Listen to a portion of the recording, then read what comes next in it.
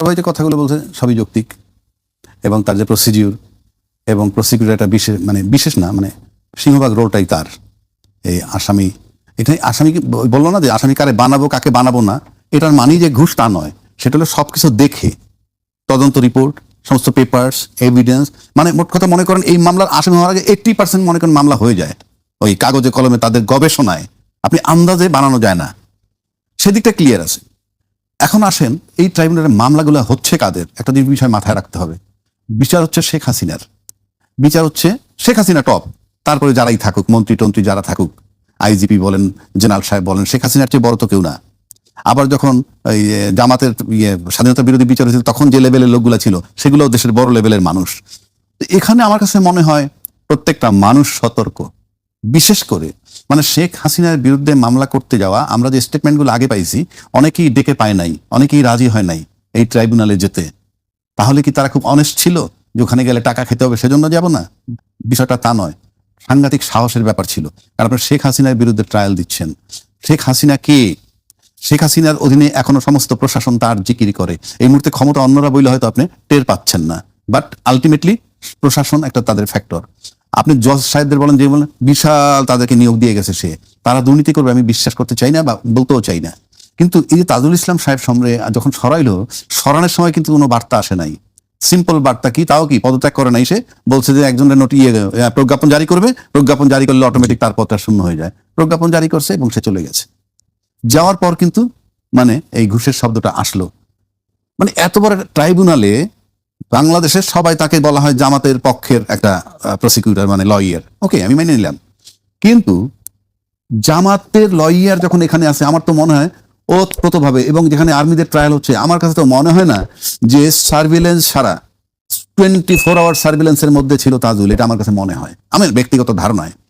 কারণ আর্মিদেরকে সে যেভাবে করছে, আর্মির বিষয়টা যেখানে আমরা দেখছি অনেক কথাবার্তা চলতেছিল, যেটা আর্মি অ্যাক্টে 1952 এর অ্যাক্টে বিচার করবে, সেটা মানে নাই। তো মানে নাই যখন আপনি অনেক ঘুষের বিষয়টা এখন চলে আসলেন, আর্মিদের চেয়ে বড় প্রশাসন তো বাংলাদেশে নাই। তারপরেও কিন্তু সে সেখান থেকে সারেন্ডার করে নাই এবং মামলায় ফলাফল যাই হোক।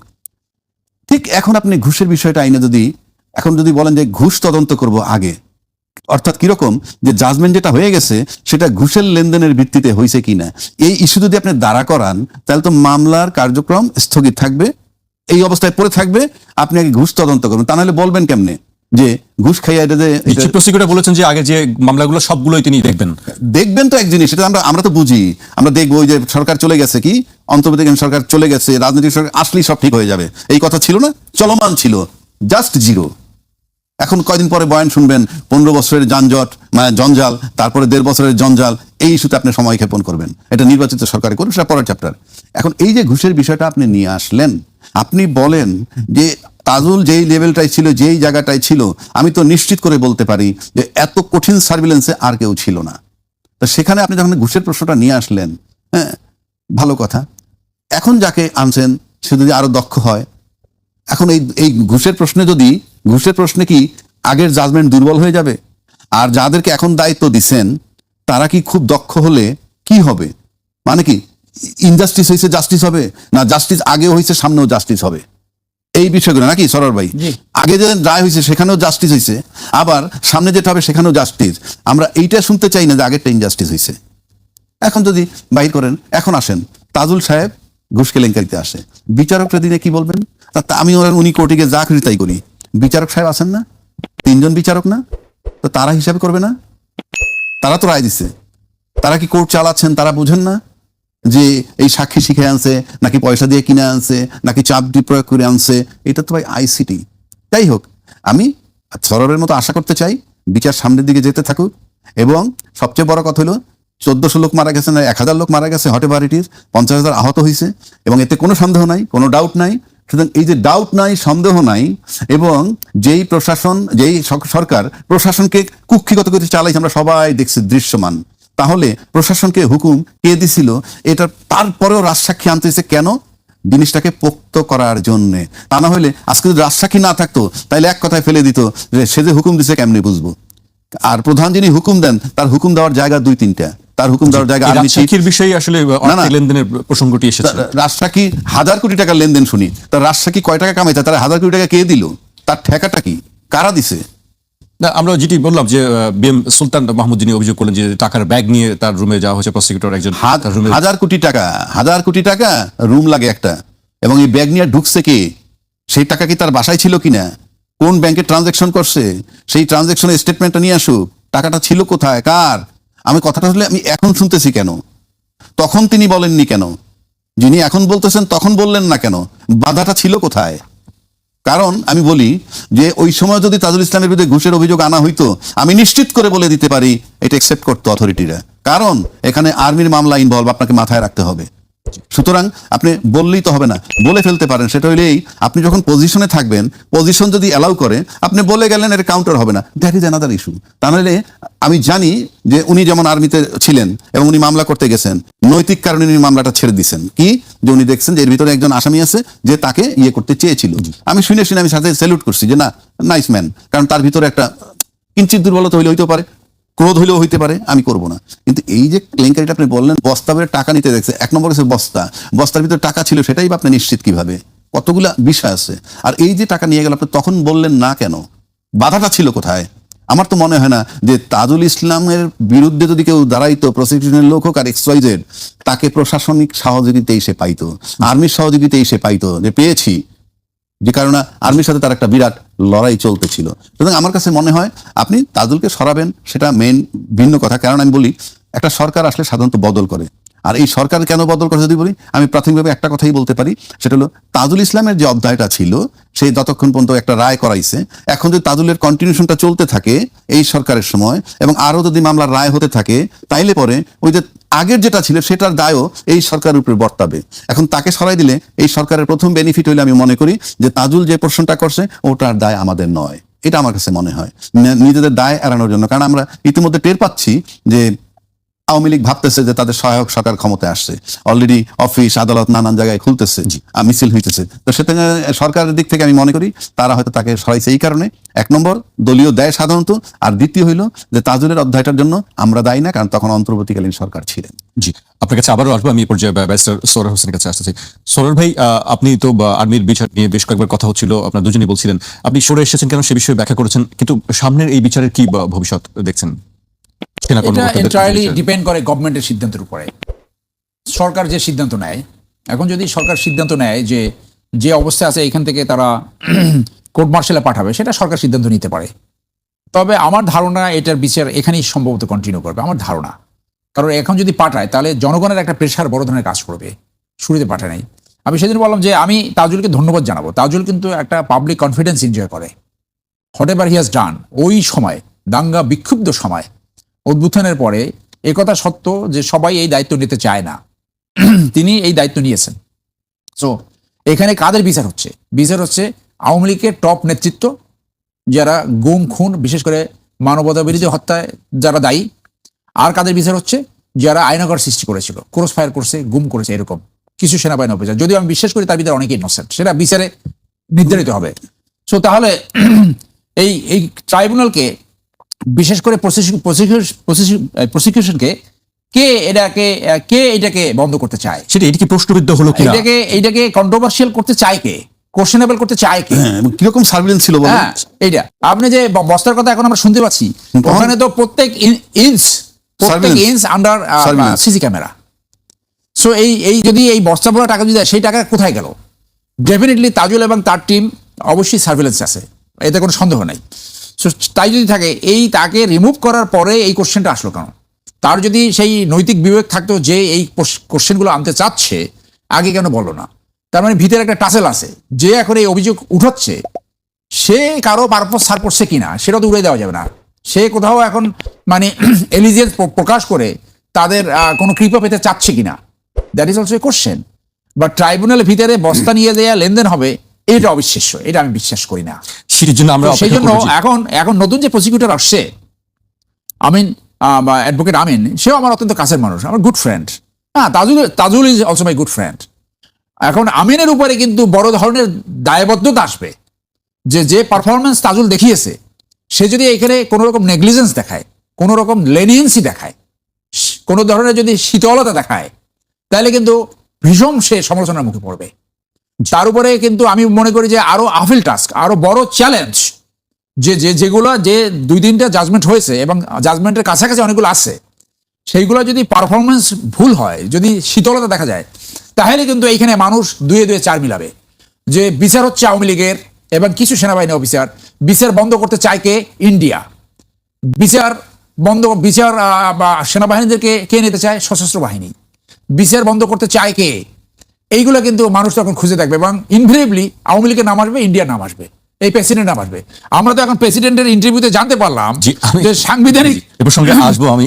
ধন্যবাদ আপনাকে এবং আমার সহ-আলোচক। শুনেন, জামিনটা তো কোর্টের অ্যাবসলিউটলি ডিসক্রিশনারি পাওয়ার। কোর্ট ডিসাইড করবে। জামিনের কতগুলো প্রিন্সিপাল দেওয়া আছে যে কি কি কারণে আপনি জামিন দিতে পারেন না, কি কি বিষয় নিশ্চিত হইলে কিংবা কি কি বিষয়ে কোর্ট আশ্বস্ত হইলে, কি কি বিষয়ে কোর্ট আস্থা আনলে আসামির উপর জামিন দিতে পারে। এখন এই যে একটু আগে সরোয়ার ভাই বলল যে এখন আইসিটির বিচারের কি হবে, বললো যে সরকারের সিদ্ধান্তের উপর। এই যে সরকারের সিদ্ধান্তের উপর নির্ভর করে এই যে আমাদের ভিতরে এটা ঢুকেছে, এটা আমাদের জন্য ক্ষতির কারণ। এটা তো ঢোকার কথা ছিল না, কিন্তু আলটিমেটলি তো ঢুকছে। এখন মনে করেন যারা টপে বসে আছে, সরকার বলতে সরকারের দায়িত্বে নিয়োজিত যারা, যেমন যখনই আপনি সরকারের কোনো দায়িত্বে ঢুকলেন, আপনি সাংঘাতিক প্রোটেকশনের মধ্যে ঢুকলেন, ইউ আর সেফ। যেমন যখন পুলিশের আইজিপি যিনি হয়ে যান, হি ইজ সেফ। পুলিশের SP, he is safe. Army officer, he is safe. I am an individual, not safe. আমি যদি কালকে প্রধানমন্ত্রীর একটা উপদেশ হয়ে যায়, আই এম সেফ। কথাটা বোঝার চেষ্টা করেন। আপনি যখনই একটা রাষ্ট্রীয় দায়িত্ব পেয়ে যাচ্ছেন, ইউ আর ওয়েল প্রোটেক্টেড। এখন আসেন, আওয়ামী লীগের প্রতি একটু শিথিল মনে হচ্ছে সবকিছু, এবং আওয়ামী লীগ মনে করতেছে এই সরকার আসার পর যে তাদের সহায়ক সরকার ক্ষমতায় আসছে, যার ফলে ওখান থেকে জামিন হচ্ছে। এখন জামিন হওয়ার পর যে প্রতিক্রিয়া দেখাইছে, এজলাস ভাঙচুর করছে, সেটা সাপোর্ট করতে প্রশ্নই ওঠে না। কিন্তু তার ক্রোধটা কোথায়? কারণ যারা সিদ্ধান্ত নিয়ে শিথিল করলো আওয়ামী লীগের জন্য, they are all of them are well protected. কিন্তু সে জামিন পেয়ে ওই লোক থাকবে মাঠে, লড়াই হবে মাঠের অন্য বিএনপির লোকের সাথে, দে আর নট ওয়েল প্রোটেক্টেড। এখন আসতে পারেন, বিএনপি তো সরকার ক্ষমতায়, বিএনপি সরকার ক্ষমতায় থাকলেও বিএনপির মাঠকর্মী যদি আওয়ামী লীগের মাঠকর্মী প্যারালালি থাকে মাঠে, খুব বেশি শক্তিশালী নয় in presence of Awami League. কারণ এটা আওয়ামী লীগের প্রশাসন, আওয়ামী লীগের 15 বছর 16 বছরের সাজানো প্রশাসন, সবকিছুর ভিতরে তারা। সুতরাং এই জন্য তাদের একটা চিন্তার কারণ, তাই তারা এক্সাইটেড হয়ে করছে। অফকোর্স আমি কোনোভাবে এটা সমর্থন করি না যে সে আদালতে ভাঙচুর জামিন দিছে, বিরোধিতা করলে উচ্চ আদালতে যাও। 1, 2, তোমরা তোমাদের যারা সরকারে আছে, টপ লেভেলের নেতা, মন্ত্রী, এমপি, তাদের সাথে গিয়ে বসো যে তাদেরকে প্রিভিলেজ দিচ্ছেন এবং কোর্ট যে তাদের জামিন পাচ্ছে, তাতে কিন্তু মাঠে আমরা ধরাশায়ী হব। মেইন কিন্তু আতঙ্ক থেকে। আপনি যদি ভাবেন একটা জিনিস, আওয়ামী লীগ 15 বছর ক্ষমতায় ছিল, তারপরে যখন আওয়ামী লীগ যে সমস্ত জায়গাগুলায় চাঁদাবাজি করতো, যে জায়গাগুলা, সেই জায়গা 5 তারিখে তারা চলে গেল, যাওয়ার পর সেই জায়গাগুলো তো খালি নাই। এখন কালকে যদি আওয়ামী লীগ মাঠে আসতে পারে, আপনি চাঁদাবাজি করেন, যা কিছু করেন, শেল্টার দেওয়ার জায়গা হলো প্রশাসন। সেই প্রশাসন যদি অ্যাবসলিউটলি 11 দলীয় জোটের বিরুদ্ধে থাকতে পারে, এনসিপি জামাত বিরুদ্ধে থাকতে পারে, কিন্তু আওয়ামী লীগ আর বিএনপির বেলায় কিন্তু আওয়ামী লীগের প্রশাসন এবং বিএনপি ক্ষমতায় আছে। আপনি দুইটা যদি মিলান, তাইলে পরে আওয়ামী লীগের যদি মাঠে নাইমে আসে, সেটা যে বিএনপির জন্য সুখকর নয়, যারা প্রোটেকশনে নাই। কিন্তু যারা ভিতরে প্রোটেকশনে আছে, মন্ত্রী, এমপি, টেমপি হয়ে আছেন, দে আর ওয়েল সিকিউর। এখানেই যন্ত্রণাটা ওইখানে। কারণ 5ই আগস্টের পরে যেহেতু ওই জায়গাগুলো খালি ছিল না, সেই জায়গাগুলো ভরাট করছে কারা, সুতরাং একটা লড়াই সামনে আসতে পারে। এই চিন্তা করে তারা হয়তো চিন্তিত। সুতরাং এটা আমার কাছে মনে হয় টপ লেভেলের, মানে তাদের নেতাদের সাথে আলাপ করা উচিত।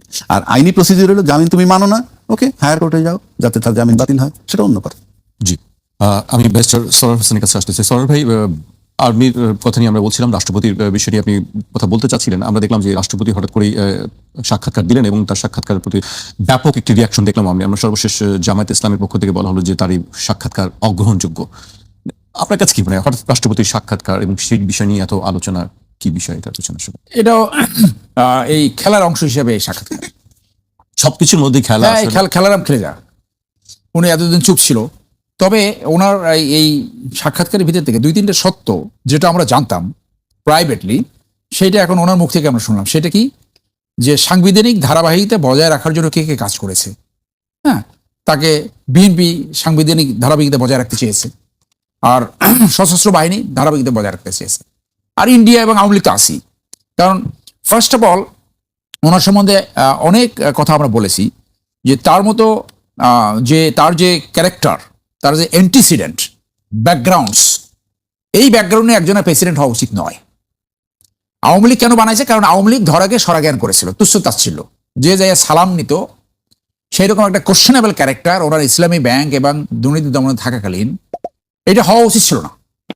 কিন্তু আওয়ামী লীগ দেখিয়েছে যে রাষ্ট্র ব্যবস্থাপনাকে কত তুচ্ছতাচ্ছিল্য করা যায়, যাকে খুশি প্রেসিডেন্ট বানানো যায়, সেই উদাহরণ তারা সৃষ্টি করেছে। হ্যাঁ, উনি গেছে সালাম করতে, যাই প্রেসিডেন্ট হয়ে চলে আসছে। তো এটা দেশের জন্য একটা ভয়াবহ দুঃসংবাদ। হাউএভার উনি যেহেতু প্রেসিডেন্ট হয়েছে, that is a institution.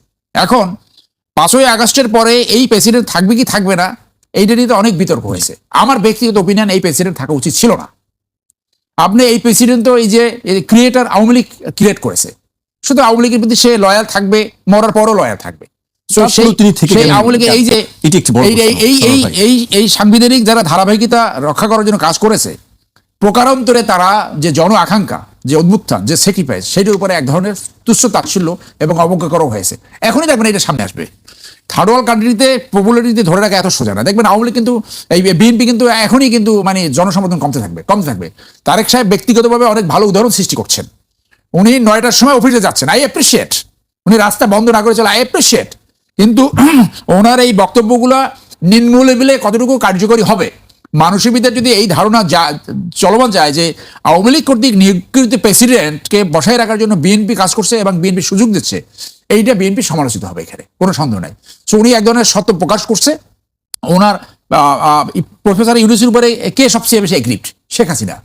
Sheikh Hasina তাকে 8 তলায় লিফট ব্যতীত উঠিয়েছে, আদালতের খাঁচার ভিতরে ঢুকাইছে। তো এই প্রেসিডেন্ট তার ইন্টারভিউতে যে সেই ইউনূসের প্রতি ক্ষোভ ঝাড়বে, এটা তো অত্যন্ত স্বাভাবিক। ইউনূস যেটা তার জায়গা থেকে করছে, না ছিল সাংবিধানিক সরকার, না ছিল অসাংবিধানিক সরকার। সংবিধানও চলছে, অসাংবিধানিক কার্যক্রম, অলিখিত এক ধরনের সরকার চলছে, যেটাকে আপনি বলতে পারেন যে বিপ্লবী সরকার। অফিসিয়ালি হয় নাই। জন আকাঙ্ক্ষা, আমি ব্যক্তিগতভাবে এখনো মনে করি যদি বিপ্লবী সরকার হতো তাহলে এই জন আকাঙ্ক্ষাটা হয়তো ফুলফিল হতো।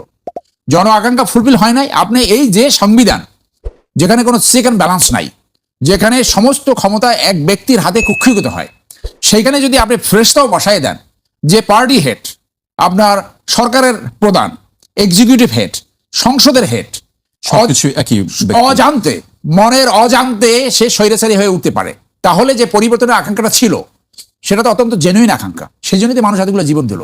তাহলে সেই আপনি যে সংবিধান স্বৈরাচারী সৃষ্টি করতে সহায়ক, সেই সংবিধান রেখে পরিবর্তন আপনি কি করে আনবেন? তারপর হলো আপনার সংস্কারের জন্য তো আপনারা 88 লাখ টাকার খাওয়া দাওয়া করছেন, কেউ বলে 64 লাখ টাকা, সেটা আবার ডিফেন্স দেয়। তো যা খাইছেন তো খেয়েছেন, সেইখানে তো কিছু কিছু ব্যাপারে আপনারা একমত হয়েছেন। যেগুলো আপনি ডিসেন্টিং ওপিনিয়ন দিয়েছেন সেটা নিয়ে ডিবেট করে আপনি সিদ্ধান্ত নেবেন। আর যেগুলো এক হয়েছেন সেই অব্লিগেশনটা তো এখন বিএনপির ঘাড়ে আসবে, কারণ বিএনপি এখন সরকারে আসছে।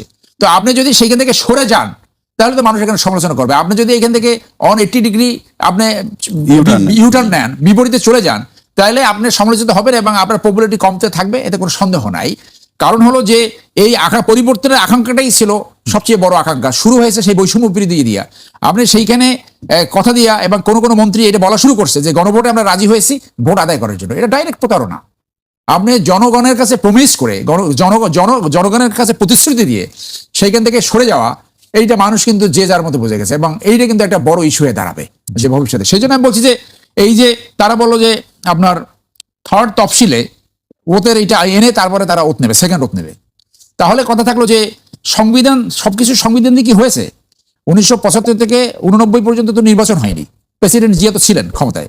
এরশাদ তো 82 সাল থেকে 86 সাল পর্যন্ত নির্বাচন সংবিধান মেনে তো হয়। তারপর এই যে অন্তর্বর্তী সরকার, এইটাই আপনার সংবিধানে লেখা নাই, তাহলে এটা সাংবিধানিক সরকার ছিল না। So that is the wish of the people. মানুষের অভিপ্রায় হলো সর্বোচ্চ আইন।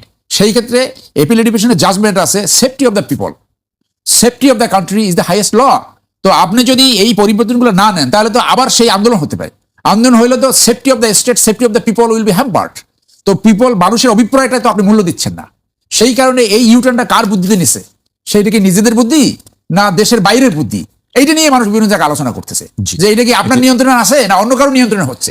অতএব আমি এখন মনে করি যে প্রেসিডেন্ট যে প্রফেসর ইউনূস সাহেবকে ডিফেম করবে, তাকিয়ে করবে, এটা অত্যন্ত স্বাভাবিক। উনি সুযোগ পেলে ওর বিরুদ্ধে কথা বলবে, কারণ শেখ হাসিনা কিন্তু বুঝেছিল কখনো না কখনো ইউনূস সাহেবকে আমার ফেস করা লাগতে পারে, এবং যেখানে বাঘের ভয় সেইখানেই কিন্তু সন্ধ্যা হয়েছে। সেই ইউনূস সাহেবই কিন্তু ক্ষমতা আসছিল, যেভাবে হোক কিন্তু উনি আসছে। সে আসার পরে কিন্তু এই শেখ হাসিনার এখন বিচারে ফাঁসি হয়েছে। তার নিয়োগকৃত, তার পাপেট, তার হ্যান্সম্যান প্রেসিডেন্ট তার এছাড়া ইন্টারভিউ দেওয়ার আর কিছু নাই। এইখানে যে সংবিধানের ব্যত্যয় ঘটাইছে, সেই ব্যত্যয় যে বিদেশ থেকে এসে ওনার সাথে দেখা করে নাই, এটা বহু সরকার প্রদান করছে।